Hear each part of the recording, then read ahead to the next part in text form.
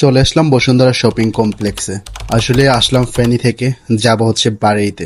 বাড়ির উদ্দেশ্যে বের হয়ে আবার ঢাকা আসলাম একটা ক্যামেরা কিনবো, তার জন্য আসলে বসুন্ধরা এট ফার্স্ট এই প্রথম আমি এখানে আসলাম। তারপর একা একা কোনো কিছুই চিনি না, ভিতরে প্রবেশ করলাম। শুধু ঘুরতেছি আর ঘুরতেছি, চতুর্দিকে দেখতেছি।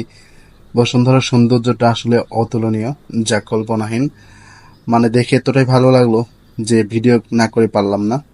তারপরে একটা সাংবাদিক ভাই আমার সাথে কথা বলতে চাইলো, বাট আমি অন্য একটা কারণে, যার জন্য আর কথা বললাম না, কারণ এটা নিউজ হবে। তার মধ্যে আমার একটু অন্য সাইডে একটু সমস্যা আছে, যার কারণে আর কথা বললাম না। পরে এখান থেকে আমি যে দোকানটা খুঁজতেছি সেই দোকানটা খুঁজে বের করলাম, বের করে সেই ক্যামেরা দোকানে গেলাম, গিয়ে দেখি ওইখানে নাই। আমি যেটা নিব সেটা নাই। পরে আসলাম ছয়তলায়, ছয়তলা আসার পরে এইখানে দেখি এইখানে আরো নাই। মানে কোনো কিছুই চিনি না, শুধু ঘুরতেছি তো ঘুরতেছি। ঘুরতে ঘুরতে আমার প্রায় 1 ঘন্টা 30 মিনিট পার হয়ে গেছে। তারপরেও আমি কাঙ্ক্ষিত যে আইটেমটি নিব সেটা খুঁজে পাচ্ছি না। পরে আবারও ছয়তলা থেকে নিচে আসলাম, আসার পরে যে দোকানগুলা সামনে দিয়ে ঘুরতেছিলাম, যে দোকানগুলাতে জিজ্ঞেস করে নাই, যেগুলাতে থাকার কথা না, সেই দোকানে আমি পেয়ে গেলাম। GoPro 12 সেটা কেনার জন্য আসছিলাম। পরে সেইখানে ক্যামেরা পেলাম, বাট অ্যাক্সেসরি সব কিছু মিলিয়ে আমাকে এখান থেকে নিতে হলো। বাট ভাইটার ব্যবহারটা খুব ভালো লাগলো, যথেষ্ট ভালো একজন মানুষ। আমি আশা করব পরবর্তীতে আমার কোনো কিছু আরো প্রয়োজন হলে আমি সেই দোকানেই যাব। তাহলে বুঝেন কতটা ভালো একজন মানুষ। আমি দোকানের নামটা বলবো না, অনেকে হয়তো ভাববেন যে আমি তার হয়ে সাফাই গাইছি।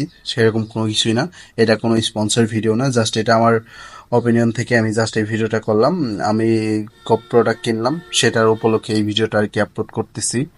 কেনা শেষ করে টেম্পুতে আসলাম, এসে তারপরে এখান থেকে টাকা তুলে দোকানদারকে দিয়ে দিলাম। দোকানদার ভাই সাথে একজন লোক দিয়েছিল, ক্যাশ নিয়ে যায় নাই। আর আসলে কার্ড হাতে পাওয়ার পর থেকে অনেক সময় থেকে আর কি জার্নি পথে বিশেষ করে কোনো ক্যাশ ক্যারি করি না।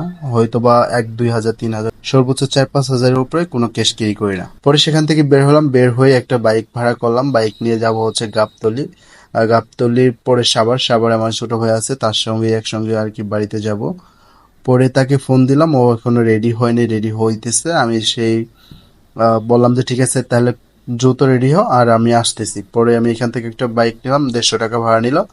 বাইকে করে যাচ্ছি হচ্ছে এখন গাবতলী। গাবতলী গিয়ে আর একটা বিপদ, সেখান থেকে আমাকে প্রায় 3 কিলোমিটারের মতো হাঁটতে হয়েছে, কারণ গরুর হাট ছিল আর রাস্তায় জ্যাম।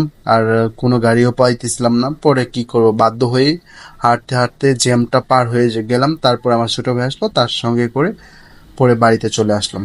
আসলে জার্নিটা এক প্রকার কষ্টদায়ক হলেও খুবই ভালো ছিল। একা একা নতুন একটা জায়গায় নতুন একটা কিছু কিনলাম, সত্যি ভালো লাগা অন্যরকম ছিল। ভিডিওটা ভালো লাগলো অবশ্যই শেয়ার করে পাশে থাকবেন। ধন্যবাদ সবাইকে।